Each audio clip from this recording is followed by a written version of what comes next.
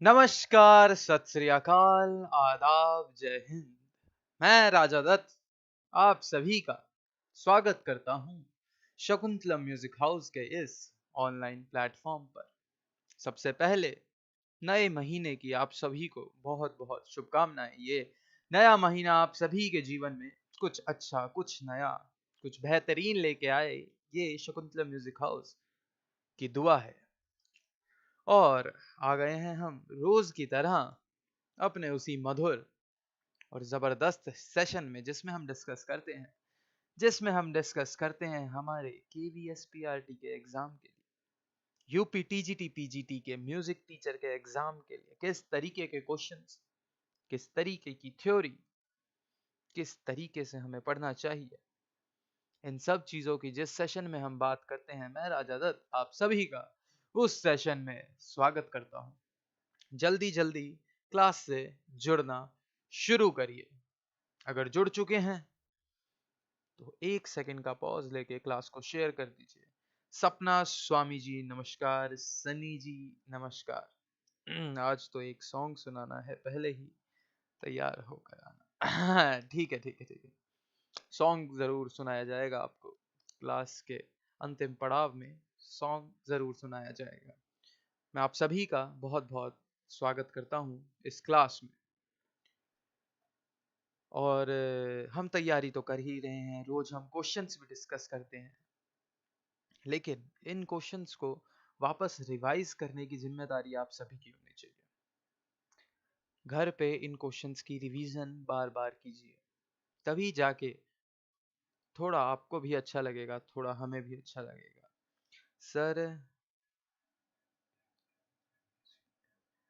Sir PGT भैया का UP वाला फॉर्म एमए म्यूजिक वाले भर सकते हैं क्या? जी सपना जी, एमए म्यूजिक अगर आपने कर रखा है, एमए म्यूजिक आपका कंप्लीट है, तो आप यूपी पीजीटी टीजीटी का फॉर्म भर सकते हैं। तो आप यूपी पीजीटी टीजीटी का फॉर्म भर सकते हैं। मास्टर्स होना मस्ट है। मास्टर्स चाहे आपका डिप्लोमा के थ्रू हो या चाहे आपका किसी यूनिवर्सिटी के, रजिस्टर्ड यूनिवर्सिटी के थ्रू हो। आ जाते हैं इसी के साथ अपने पहले प्रश्न की तरफ। क्लास में अगर कोई दिक्कत हो रही हो तो बिल्कुल बताइएगा। क्लास रुक के नहीं चलनी चाहिए, आवाज आपको बिल्कुल साफ आनी चाहिए। तो आ जाते हैं पहले प्रश्न की तरफ। बहुत आसान, बहुत अच्छा, बहुत ही इंपॉर्टेंट क्वेश्चन आपकी स्क्रीन पर ये रहा। नंबर 1 के राग आसावरी की उत्पत्ति, राग आसावरी की उत्पत्ति किस थाट से मानी जाती है? थाट यानी राग का जनक, थाट हो जाता है राग का जनक। तो कौन, उस जनक का नाम क्या है जिससे राग आसावरी की उत्पत्ति मानी जाती है? बहुत सिंपल क्वेश्चन है, इजी आंसर है, आप सभी को आता है, आप दे सकते हैं। ऑप्शंस हैं हमारे पास, ए यमन, बी बिलावल, सी भैरव या फिर डी आसावरी। ए यमन, बी बिलावल, सी भैरव या डी आसावरी। राग आसावरी की उत्पत्ति किस थाट से मानी जाती है? That means from which thought Rag Asavri emerged, or we can say that Rag Asavri is emerged from which thought? उसकी उत्पत्ति किस थाट से मानी जाती है? क्या यमन, क्या बिलावल, क्या भैरव, क्या आसावरी? यमन, बिलावल, भैरव या आसावरी? आंसर आना शुरू हो गए हैं। अंकिता जी कह रही हैं आसावरी थाट, सपना जी भी कह रही हैं नंबर 4। तो जिस जिसका नंबर डी आंसर है, यानी जो आसावरी कह रहे हैं, उनका बिल्कुल बिल्कुल, उनका आंसर बिल्कुल बिल्कुल। हमारा कर्सर कहाँ है? कर्सर कह रहा है कि उनका आंसर बिल्कुल ठीक है, यानी आपका बिल्कुल सही उत्तर है। राग असावरी का जनक थाट भी राग असावरी ही हो जाता है। इसी से रिलेटेड जब थाट से एक राग जन्म लेता है, जब थाट से एक राग जन्म लेता है, तो उस राग को क्या कहते हैं? आगे इसी से रिलेटेड क्वेश्चन वो आने वाला है, आगे इसी से रिलेटेड वो क्वेश्चन आने वाला है, इसलिए इसमें ना बताते हुए मैं आगे चलता हूँ। भातखंडे जी ने थाटों की संख्या कितनी मानी है? भातखंडे जी ने यानी भातखंडे जी ने जो अपनी पढ़ाई में, अपनी स्टडीज में, यानी अपने लेखन में जो थाटों की संख्या बताई है, जो अपनी थाटों की संख्या बताई है, कितनी बताई है? 7, बी ऑप्शन हो जाता है आपका 9, सी ऑप्शन हो जाता है आपका 10 और डी ऑप्शन हो जाता है आपका 11। तो कितनी संख्या बताई गई है थाटों की? कितनी संख्या बताई गई है थाटों की भातखंडे जी द्वारा? 7, 9, 10 या 11? 7, 9, 10 या 11? 7, 9, 10 या 11? आंसर आना शुरू हो गए हैं। पिछले क्वेश्चन का सनी नागर ने भी बिल्कुल सही उत्तर दिया था। पिछले क्वेश्चन का सनी नागर ने भी बिल्कुल सही और सटीक उत्तर दिया था। इसी तरह आप उत्तर देंगे तो आपको अपनी नॉलेज की जानकारी होगी। सपना जी कह रही हैं 10, बाकी लोग भी आंसर देने का प्रयास कीजिए। क्या रिकॉर्डिंग क्या ये लाइव सेशन रुक रुक के तो नहीं चल रहा? अगर ये रुक रुक के चल रहा है तो एक बार बता दीजिएगा। आवाज की कोई दिक्कत आ रही हो तो भी बताइए, क्योंकि टेक्निकल चीज़ों में दिक्कत आ जाती है तो आप तक चीज़ें बिल्कुल परफेक्ट पहुंचनी चाहिए, ये हमेशा हमारा प्रयास रहता है। जी हाँ, जिस जिस का उत्तर 10 है, जिस जिस का उत्तर 10 है, यानी ऑप्शन नंबर सी, जो जो टिक कर रहा है उनका बिल्कुल सही और सटीक आंसर है। उनका बिल्कुल सही और सटीक आंसर है, क्योंकि भातखंडे जी ने भातखंडे जी ने 10 थाटों की संख्या बताई है अपनी संगीत पद्धति में। अपनी संगीत पद्धति में 10 संख्या कुल बताई है भातखंडे जी ने। किसकी? किसकी? थाटों की। थाट जो कि राग के जनक होते हैं। थाट राग के जनक भातखंडे जी की संगीत पद्धति के अनुसार वो थाट हो जाते हैं 10। थाट हो जाते हैं 10। आ जाते हैं प्रश्न संख्या 3 की ओर, जिसका मैं आपसे अभी जिक्र कर रहा था, जिसके बारे में मैंने आपसे पहले प्रश्न में बात करी थी, पहले क्वेश्चन में, जिसके बारे में मैंने आपसे कहा था कि जिन रागों के नाम थाटों को दिए गए हैं उन्हें क्या कहते हैं? वी कैन रीड इट उल्टा भी, हम इसे दोनों वाइस वर्सा पढ़ सकते हैं कि या फिर जिन थाटों के नाम ही जिन रागों के नाम है, या जिन रागों के नाम जिन थाटों को दिए गए हैं उन रागों को क्या कहते हैं? उन रागों को क्या कहते हैं? बहुत सिंपल क्वेश्चन है और आंसर आना शुरू हो गया है। अंकिता जी, नेटवर्क इशू मेरे को लग रहा है आपके यहाँ शायद हो रहा है। थोड़ा सा वीडियो की क्वालिटी कम कर लीजिए। देखिए नीचे सेटिंग होगी, वीडियो की सेटिंग में जाके आप 720 होता है, 480 होता है, 360 होता है, which ever suits your connection, do change the setting so that you can watch the class without any buffering। आप क्लास को स्मूथली, आसानी से, आराम से बिल्कुल देख पाएँ, सुन पाएँ। तो अपनी फ़ोन में अगर देख रहे हैं तो फ़ोन की सेटिंग, अगर आप अपने कंप्यूटर में देख रहे हैं तो कंप्यूटर के नीचे जो स्क्रीन चल रही है उसी स्क्रीन में सेटिंग का ऑप्शन है आपके इसी वीडियो के, उसमें उसे आप सही कर सकते हैं। कम कर लेंगे तो नेटवर्क आपके कम नेटवर्क में भी स्मूथ चलेगी, बफर नहीं करेगी।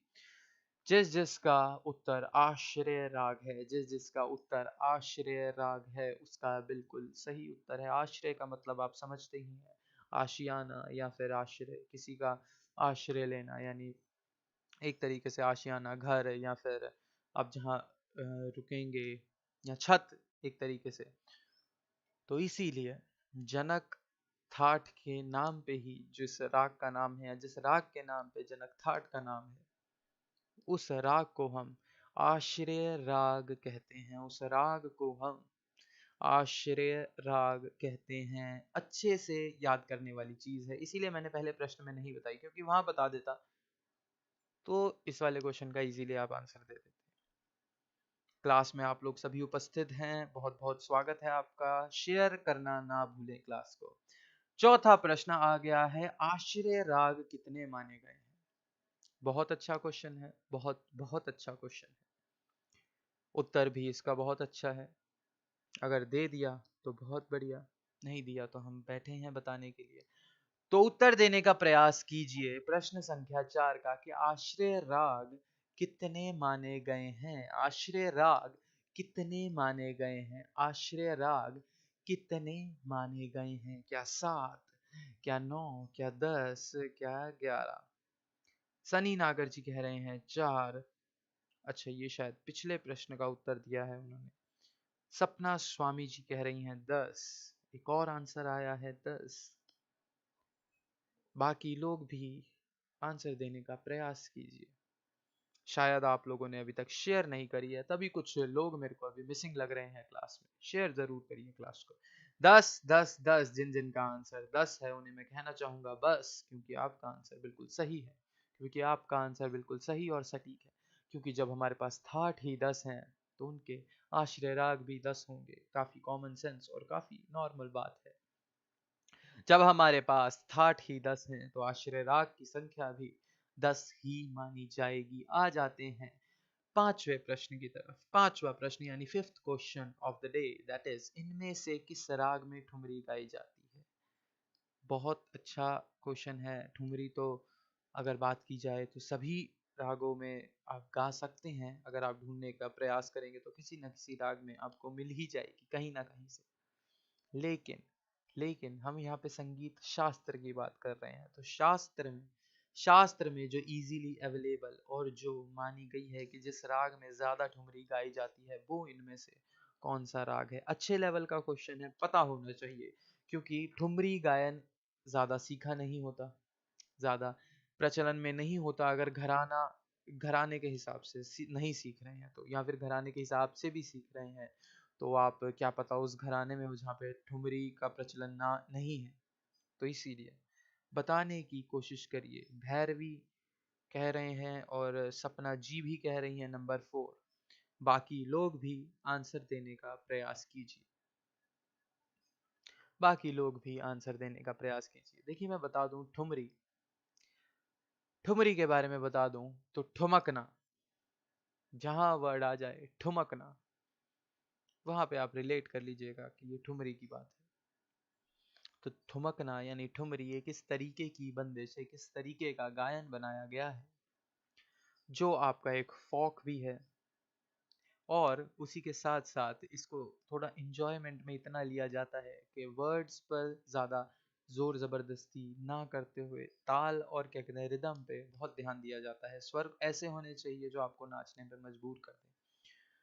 आंसर अंशवी चौधरी कह रहे हैं 4, सपना जी कह रही हैं 4, और एक आंसर आ रहा है भैरवी और सनी नागर जी कह रहे हैं 4। तो जिन जिन का भैरवी आंसर है वो बिल्कुल सही आंसर है, वो बिल्कुल करेक्ट आंसर है, बिल्कुल सटीक उत्तर है। भैरवी इसका बिल्कुल सही आंसर हो जाता है। भैरवी की कल हमने बात करी थी, भैरवी की कल ही हमने बात करी थी। चारों स्वर जो कोमल हो सकते हैं वो कोमल इसमें प्रयोग में लिए जाते हैं। यानी we use all the minor notes we use all the minor notes in राग भैरवी। स्वास्तिक चौधरी कह रहे हैं 3। आंसर सुनिए, स्वास्तिक जी गलत आंसर दे रहे हैं। थोड़ा सा हो सकता है आप किसी और प्रश्न का उत्तर दे रहे हो, तो एक बार क्लास को अभी फॉरवर्ड कर लीजिए, रिफ्रेश हो जाएगी क्लास। खैर अगर आप पीछे हैं तो मेरी ये बात भी नहीं सुन पाएंगे, लेकिन अगर आप सुन रहे हैं तो थोड़ा रिफ्रेश होके अपडेट होके थोड़ा सा क्लास के साथ चलिए। और पांचवें प्रश्न पे आ गए हैं, आधा पड़ाव हमने पार कर लिया है आज की क्लास का। तो मैं एक बार आप सभी को बता दूं, अगर आप चैनल पे नए हैं तो ये शकुंतला म्यूजिक हाउस का ऑनलाइन प्लेटफॉर्म है जो इस समय आपको प्रोवाइड कर रहा है यूपी टीजीटी पीजीटी टीचर बनने के लिए, म्यूजिक टीचर बनने के लिए, केवीएस पीआरटी में म्यूजिक टीचर बनने के लिए, एनवीएस नवोदय विद्यालय में टीचर बनने के लिए, या फिर DSSB में टीचर बनने के लिए, या फिर अगर आप अपना नेट JRF का एग्जाम देना चाहते हैं। संगीत से आपने MA करी हुई है, अब आप चाहते हैं नेट और JRF का एग्जाम देके PhD में परस्यू करें, या फिर थोड़ा अलग अपने लिए कुछ जीवन में अच्छा चाहते हैं, तो उसके लिए ये आपको क्लासेस प्रोवाइड कराई जा रही हैं फ्री ऑफ कॉस्ट। किसी तरीके का कोई पैसा नहीं लिया जा रहा आपसे इन क्लासेस का। आपको केवल आना है, अपनी उपस्थिति दर्ज करानी है, क्लास में आपको बैठ के पढ़ना है, सुनना है। केवल शकुंतला म्यूजिक हाउस आपको ये चीज़ प्रोवाइड करा रहा है रेगुलर बेसिस पे। और शकुंतला म्यूजिक हाउस के बारे में अगर आप रुचि रखते हैं संगीत सीखने में, किसी भी तरीके का गायन, किसी भी तरीके का वादन, यानी if you are interested in any type of vocal, if you are interested in any type of instrument, any type of musical instrument, अगर आप हिंदुस्तानी क्लासिकल सीखना चाहते हैं, अगर आप किसी भी तरीके का कोई भी वादन यंत्र यानी म्यूजिकल इंस्ट्रूमेंट सीखना चाहते हैं, तो आप हमें निश्चिंत होकर किसी भी समय कभी भी कांटेक्ट कर सकते हैं। नंबर नीचे दिया हुआ है डिस्क्रिप्शन में। डिस्क्रिप्शन में 3-4 नंबर हैं, और क्या कहते हैं, आपके वीडियो के नीचे एक पट्टी चल रही होगी, उसमें भी एक नंबर है। आपको हमेशा अवेलेबिलिटी हमारे तरफ से मिलेगी। चलिए आगे बढ़ते हैं। Sir your video is not clear. Anshvi Chaudhary, अपना क्या कहते हैं रेजोल्यूशन बढ़ा लीजिए अगर वीडियो क्लियर नहीं आ रही है, क्योंकि यहाँ से परफेक्ट डाटा दिया जा रहा है। एक बार मैं भी चेक कर लेता हूँ, एक बार मैं भी चेक कर लेता हूँ अगर ऐसी कोई समस्या है तो। एक बार मैं भी चेक कर लेता हूँ अगर ऐसी कोई समस्या है तो। Just give me a second, just give me a second. Video की क्लियरिटी चेक करी जा रही है। वीडियो रुक रुक के तो नहीं चल रही, वीडियो बिल्कुल क्लियर है इस समय। अंशवी जी, वीडियो बहुत क्लियर है, काफी साफ वीडियो है। अगर आपको क्लियर नहीं दिख रही तो रेजोल्यूशन बढ़ा लीजिए। आ गए हैं हम हमारे आज के क्वेश्चन नंबर 6 पे। आ गए हैं हम हमारे आज के क्वेश्चन नंबर 6 पे, जिसमें लिखा हुआ है कि पा गा रे सा धा सा, यानी लो पिच का धा लगा है। पा गा रे सा धा, ये जो धा के आगे बिंदी है ये आपको बताती है धा लो पिच का है। धा सा से किस राग का बोध होता है? क्या बिहाग, क्या भोपाली, क्या बिलावल, क्या काफी? बताने का प्रयास कीजिए। जी हाँ, बिल्कुल सही और सटीक उत्तर आना शुरू हो गए हैं। बिल्कुल सही और सटीक उत्तर आप लोग दे रहे हैं। इसका सही उत्तर हो जाता है भोपाली। भोपाली, भूपाली या भोपाली दोनों एक ही बात है। भोपाली इसका सही उत्तर है।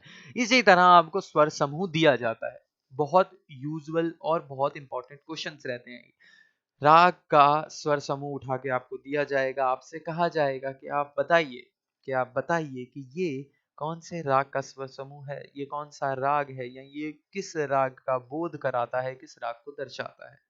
रागों की प्रैक्टिस भी होनी चाहिए, यानी प्रैक्टिकल का भी रिवाइज, आपको रिवीजन अच्छे से होनी चाहिए। थियोरिटिकल तो आपको आना ही चाहिए। तो भोपाली इसका बिल्कुल, जी हाँ, अंशवी, स्वास्तिक, सनी जी, सपना जी, सभी का बिल्कुल सही उत्तर है। बिल्कुल सही उत्तर दे रहे हैं आप सभी लोग। आ जाते हैं इसी के साथ अपने प्रश्न संख्या 7 यानी क्वेश्चन नंबर 7 की तरफ। Question number 7 on your screen. इनमें से किन किन रागों में कोमल नी प्रयोग किया जाता है? किन किन रागों में कोमल नी का प्रयोग किया जाता है? इनमें से किन किन रागों में? क्वेश्चन आपको समझ आ गया है। किसी को अगर प्रॉब्लम हो हिंदी में, क्योंकि बाइलिंगुअल एग्जाम आपका आता है, यानी दोनों भाषा में आपका एग्जाम आता है, इसीलिए हम साथ साथ इंग्लिश भी बोल रहे होते हैं इसकी। इनमें से किन किन रागों में कोमल नी प्रयोग किया जाता है? The question is trying to ask in which of these ragas we use the note minor ni, यानी हम माइनर नी यानी कोमल नी किन किन रागों में इस्तेमाल करते हैं?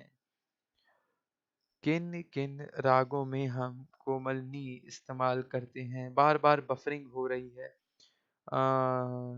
हो सकता है आपका हो सकता है आपका नेटवर्क का कुछ इशू आ रहा हो अंकिता जी। हो सकता है आपका नेटवर्क का। एक बार आप मेरे को, या तो आप मेरे को ही थोड़ा सा समय दें तो मैं आपको एक बार चेक कर लेता हूँ कि बफरिंग एक्चुअली हो रही है या नहीं हो रही है। क्योंकि मेरे को यहाँ से, बाकी लोग भी एक बार बताने का प्रयास कीजिए कि बफरिंग हो रही है या नहीं हो रही है।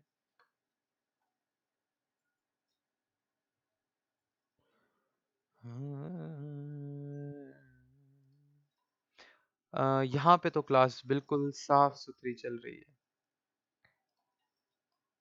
यहाँ पे क्लास काफी साफ चल रही है।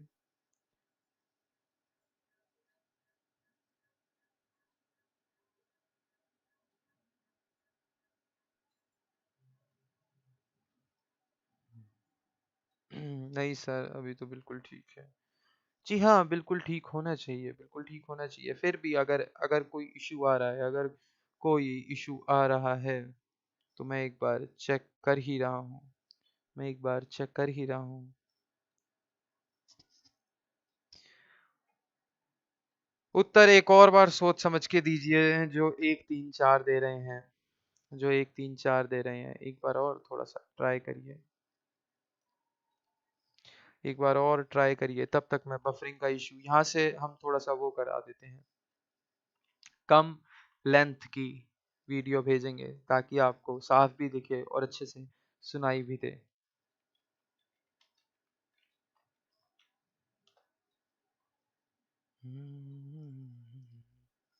अब एक बार रिफ्रेश कर लीजिए इसे। रिफ्रेश कर लीजिए एक बार। अब बिल्कुल सही हो गई होगी। बिल्कुल सही हो गई होगी।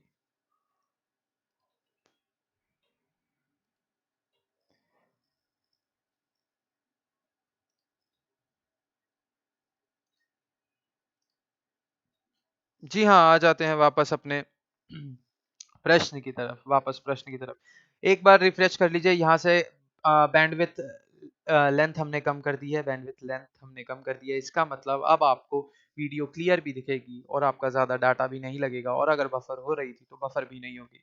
टेक्निकली समस्याएं कुछ ना कुछ आती रहती हैं, उसको हैंडल करना हमारी दिक्कत है। कोई वो नहीं है, इशू नहीं है। आप परेशान मत होया करिए, आपके हिसाब से सब कुछ सही किया जाएगा। क्वेश्चन था हमारा कि इनमें से किन किन रागों में कोमल नी प्रयोग किया जाता है। ऑप्शन है आपका काफी, असावरी, भागेश्वरी, भैरवी। जो जो लोग उत्तर दे रहे थे 1 3 और माफ कीजिएगा, ये यहाँ पे 4 है। 1 3 और 4 जो जो उत्तर दे रहे थे उनका उत्तर बिल्कुल गलत है। उनका उत्तर बिल्कुल गलत है, क्योंकि आसावरी में भी नी का प्रयोग होता है, यानी कोमल नी का प्रयोग होता है। तो सही उत्तर जी हाँ, सभी अभी ये चेंज कर लिए हैं उत्तर, और पुराने वाले डिलीट कर दिए हैं। बहुत खूब, बहुत खूब, बहुत खूब। अच्छी बात है, गलती सुधारना बहुत बहुत बहुत अच्छी बात है। तो इसका सही आंसर हो जाता है ऑल ऑफ द अबव, यानी काफी, आसावरी, बागेश्वरी और भैरवी। काफी, आसावरी, बागेश्वरी और भैरवी, चारों में हम कोमल नी का प्रयोग करते हैं। चारों में हम कोमल नी का प्रयोग करते हैं।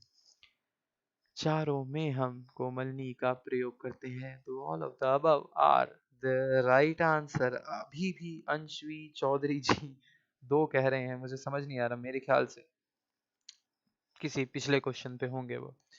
इनमें से किन रागों के अवरोह में, अब देखिए यहाँ पे आरोह या पूरे राग की बात नहीं करी है, केवल पूछा है कि अवरोह में यानी आते वक्त वापस डिसेंडिंग ऑर्डर में किस राग में कोमलनी लगता है। बहुत इजी क्वेश्चन है, आप सभी को इसका उत्तर पता होना चाहिए, और मैं मानता हूँ पता भी होगा।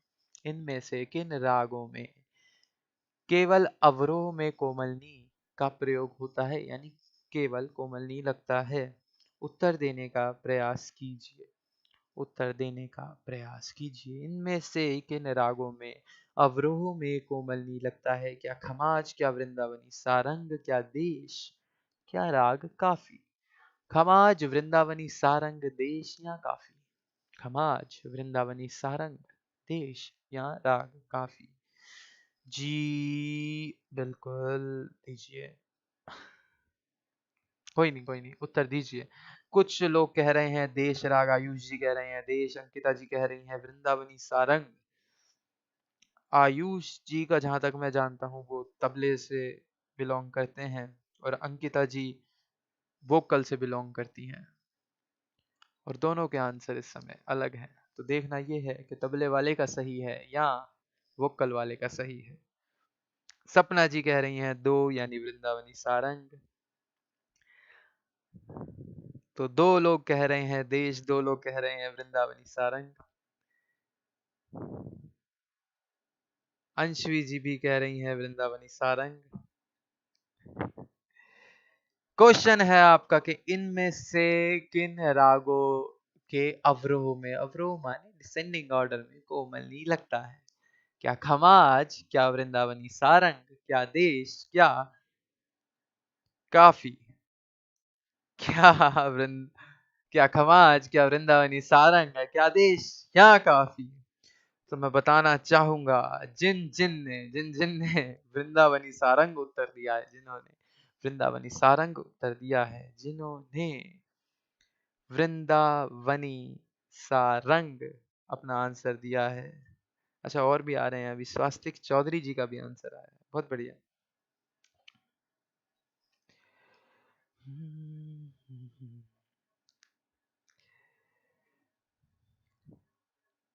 अच्छा, मैं एक और बात पूछना चाहूंगा वैसे आप लोगों से, क्या खमाज और काफी में, क्या खमाज और काफी में अवरोह में कोमलनी नहीं लगता?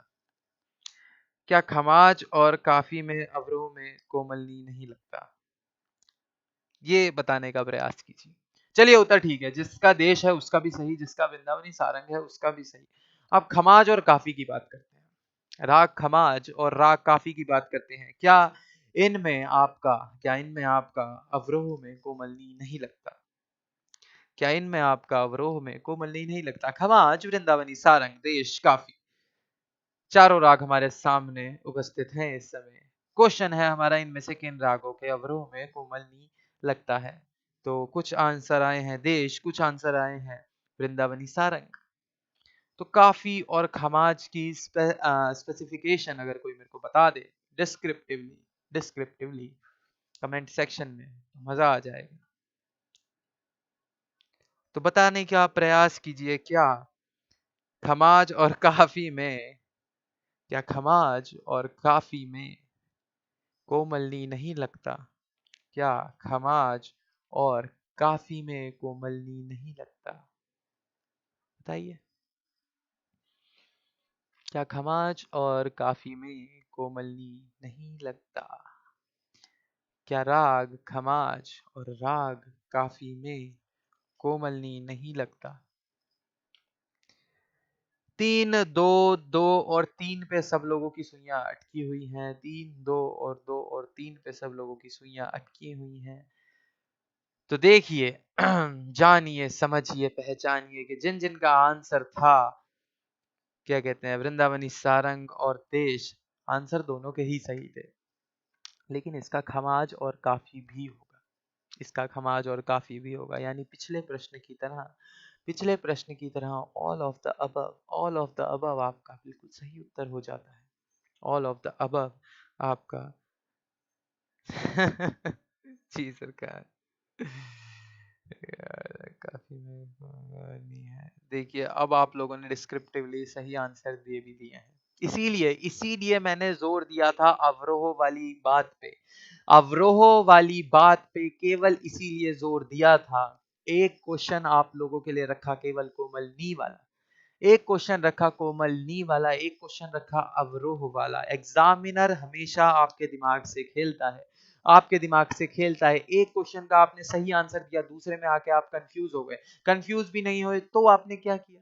कंफ्यूज नहीं हुए, मान लीजिए अभी भी आप ही आंसर दे रहे हैं, आपने सही आंसर दिया, मेरे बताने से पहले ही शायद दिया, लेकिन आप लोगों ने जल्दीबाजी में आंसर अपना गलत कर दिया। जल्दीबाजी में आंसर गलत होने की वजह से आप कई बार क्वेश्चन मार्क्स ले जाता है नेगेटिव मार्किंग के अंदर। यूपी टीजीटी पीजीटी में नहीं है, खैर डरिएगा मत, केवीएस पीआरटी में नेगेटिव मार्किंग होती है। तो इसका answer all of the above था, यानी चारों रागों का हमें नाम लेना था इसमें, खमाज, वृंदावनी सारंग, देश और काफी। तो इसीलिए माइंड को अटेंटिव रखिए, माइंड को बहुत अटेंटिव रखिए, और आंसर 2 बार सोच के दीजिए, पहले सोचिए फिर दीजिए। राग, देश, ओके सर, ओके, जी हाँ, बिल्कुल बिल्कुल बिल्कुल, समझिए बातों को, कोई दिक्कत नहीं है, गलत दे रहे हैं यहाँ आप गलत दे, बहुत एक्सेप्टेबल चीज है, आप दीजिए, गलत ही दीजिए, अच्छी बात है, हमें भी 4 बातें और बोलने का मौका मिलेगा। आ जाते हैं आज के लास्ट सेकंड क्वेश्चन पे, बहुत इजी। स्वर समूह और राग बताना है। पा, और ये जो माँ के आप डॉट देख रहे हैं, ये डॉट नहीं, ये तीव्र माँ दर्शा रहा है। पा तीव्र माँ गा मा गा रे सा से किस राग का बोध होता है? किस राग का बोध होता है? तीव्र माँ आप देख सकते हैं, तो किस राग का बोध होता है? काफी की बात की जाए नहीं होगा, असावरी की बात की जाए नहीं होगा।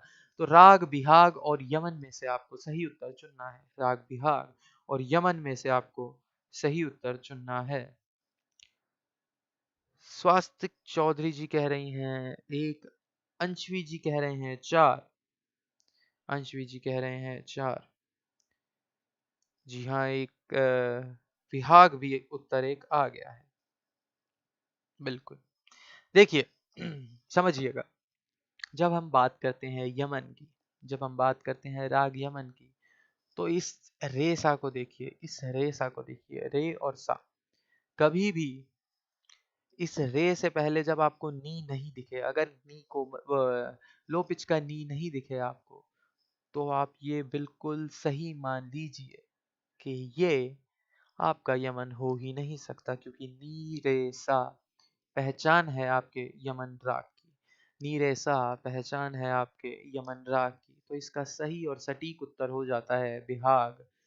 बिहाग इसका या विहाग इसका बिल्कुल सही और सटीक उत्तर हो जाता है। जी हाँ, अंशवी जी ने बिल्कुल सही कहा है, स्वास्तिक जी ने बिल्कुल सही कहा है। I am a boy, I am a boy too, Swastik ji. Raag Bihag is right. जी हाँ, कौशल जी ने बिल्कुल सही कहा है। आयुष जी ने बिल्कुल सही उत्तर दिया है। विवाह विहाग बिल्कुल सही उत्तर है। जिस जिसका विहाग उत्तर है बिल्कुल सही और सटीक आंसर है उन लोगों का। आज का आखिरी क्वेश्चन, आज का आखिरी प्रश्न, आज का आखिरी पड़ाव आप सभी की स्क्रीन पर यह है कि कौन वो दो स्वर हैं जो किसी भी राग में एक साथ वर्जित नहीं होते, यानी इनमें से कोई एक ही वर्जित हो सकता है, दोनों वर्जित नहीं होंगे। क्या सा और मा, क्या सा और पा, क्या माँ और पा, क्या रे और गा? उत्तर देने का प्रयास कीजिए। सा मा सा पा, मा पा या रे गा? उत्तर देने का प्रयास कीजिए। सा मा सा पा, मा पा और रे गा, क्या सही उत्तर होगा? देखिए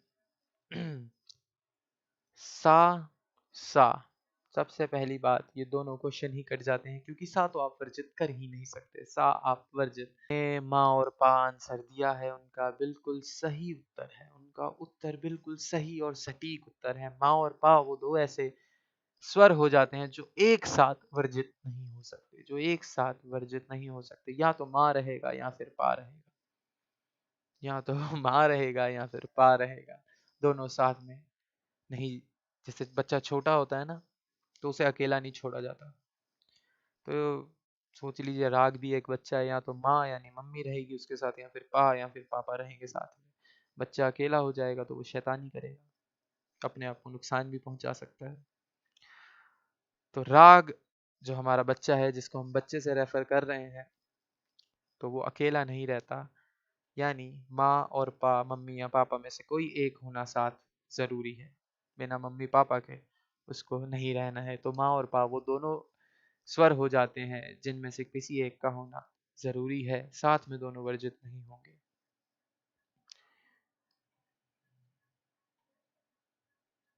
जी हाँ, देखिए डिस्क्रिप्टिव आंसर ऑलरेडी एक बार और आ चुका है कि माँ और पा दोनों पूर्वांग उत्तरांग दोनों में होते हैं, तो इसलिए हम उन्हें वर्जित नहीं कर सकते एक साथ।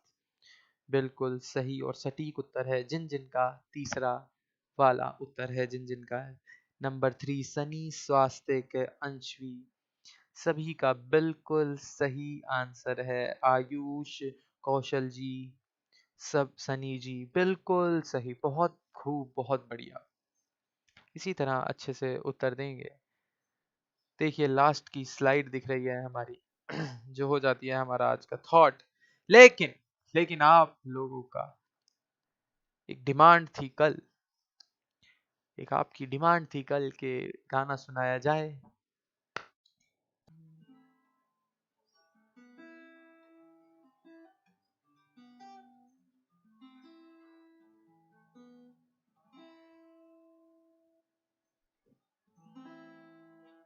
क्लास में कोई बफरिंग का इशू तो नहीं आ रहा? क्योंकि मेरे को यहाँ पे सर थोड़े और क्वेश्चंस।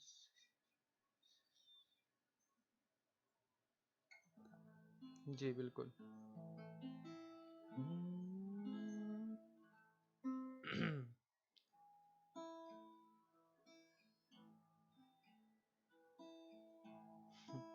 सनी नागर जी की स्पेशल रिक्वेस्ट थी गाने की वैसे। चलिए।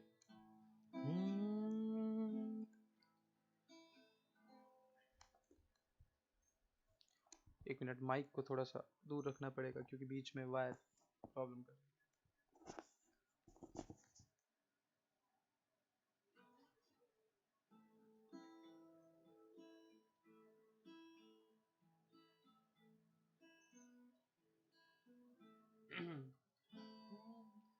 बेचारा कहाँ जानता है, खलिश है ये क्या खला है।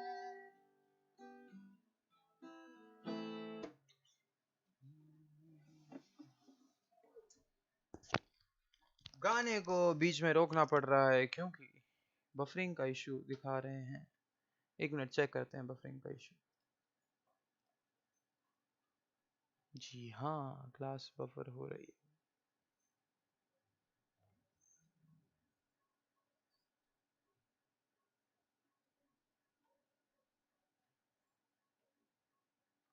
है। एक मिनट का मेरे को टाइम दीजिए, बफरिंग ठीक करता हूँ।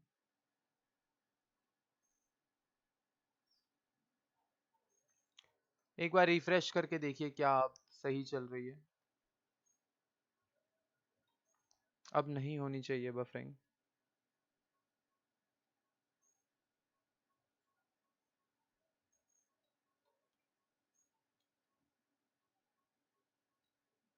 सर बफरिंग हो रही है, सर बफरिंग हो रही है, सर बार बार रुक रही है क्लास। अब एक बार बताइए अगर क्लियर है तो।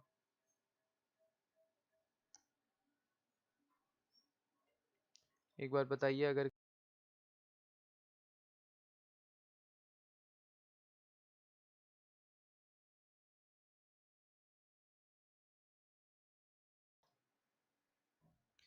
सर बफरिंग हो रही है, बफरिंग हो रही है। एक बार आप बताइए क्लियर है तो। अगर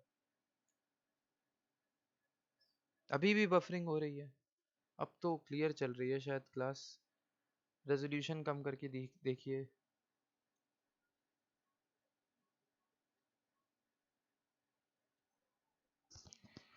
वॉइस भी क्लियर नहीं आ रही है, ये तो लास्ट में पंगा हो गया। मेरे को लग रहा है आज भी आपका गाना रह जाएगा। चलिए अब ठीक हो गया। अरे फिर से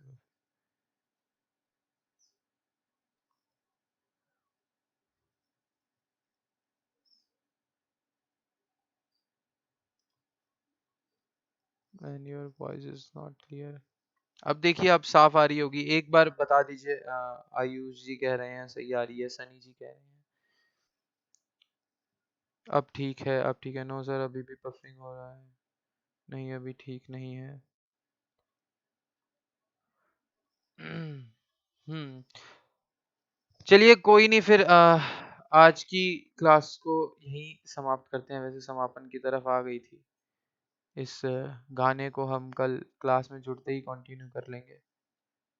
अभी ठीक नहीं हुआ तो ठीक करके आप लोगों से मुलाकात की जाएगी। और इस थॉट को जो है, क्योंकि थॉट पहुंचना बहुत ज़रूरी है, थॉट को हम पढ़ ही लेते हैं।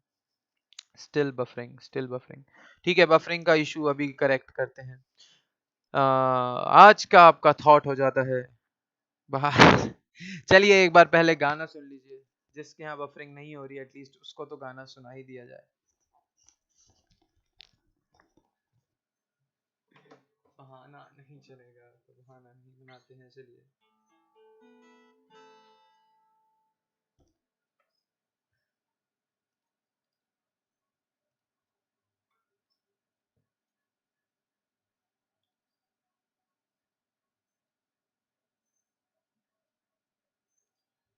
चलिए अब बफर शायद नहीं हो रही होगी class.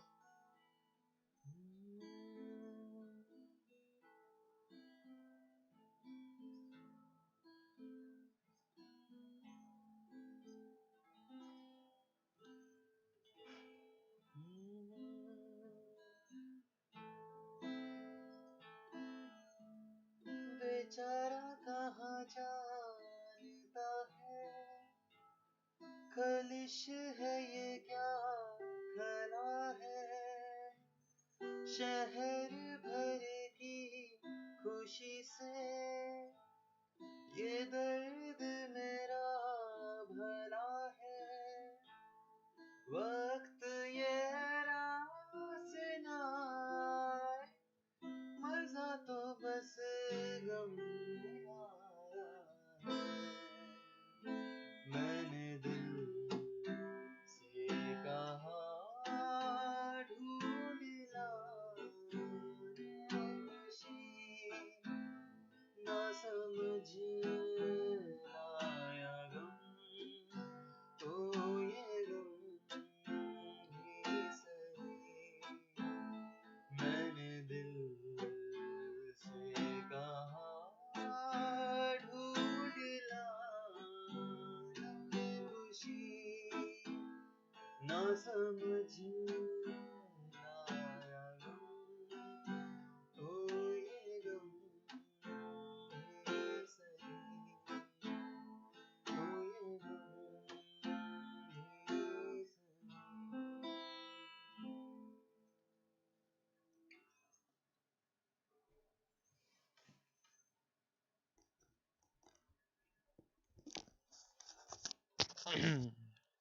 Hello, come back everyone.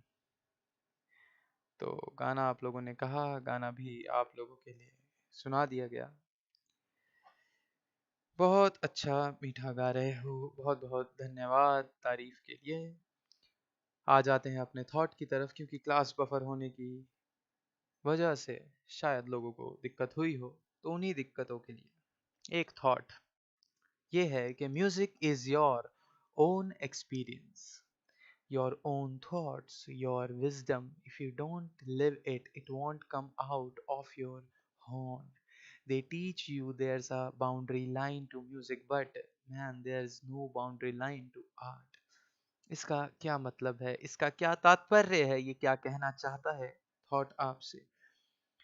Mic लगा के गाते तो और तेज आवाज आती, माइक लगा के गाता तो शायद आपको आवाज में दिक्कत फेस करनी पड़ती। जी हाँ, तो ये कह रहा है कि म्यूजिक आपका अपना एक्सपीरियंस है, यानी आप जो कर रहे हैं आप उसी को संगीत में पिरोना चाहते हैं। योर ओन थॉट्स, आपका सोच है, ये आपकी सोच संगीत है, आपकी इंटेलिजेंस, आपकी विजडम, जितना आप दिमाग रखते हैं वो संगीत है। If you don't live it, अगर आप इसे जिएंगे ही नहीं, क्योंकि ये आपके अंदर से ही बन के, आपकी फीलिंग से, आपके एक्सपीरियंस से बन के ये म्यूजिक बना है, अगर आप इस संगीत को जिएंगे नहीं तो ये आपके मुंह से बाहर कैसे निकलेगा?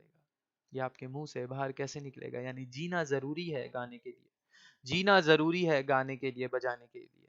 दे टीच यू, काफी बार लोग आपसे कहते हैं कि संगीत की बाउंड्री है, लेकिन संगीत की कोई बाउंड्री नहीं होती, किसी कला की कोई बाउंड्री, यानी किसी कला को कोई रोक नहीं सकता। तो इसीलिए इसे जिए जिए इसको इस तरीके से जिया जाए कि ये आपके मुंह से अच्छे से बाहर निकले, आपके एक्सप्रेशन सही से संगीत एक्सप्रेस कर सके। इसी के साथ आज की क्लास हम समाप्त करते हैं। मैं राजा दत्ता आप सभी से विदा लेता हूँ। बहुत अच्छा लगा आप सभी शकुंतला म्यूजिक हाउस के साथ जुड़े, इसके लिए आप सभी का धन्यवाद। Good night, take care. मैं राजा दत्त चलता हूँ, आपसे विदा लेता हूँ। धन्यवाद।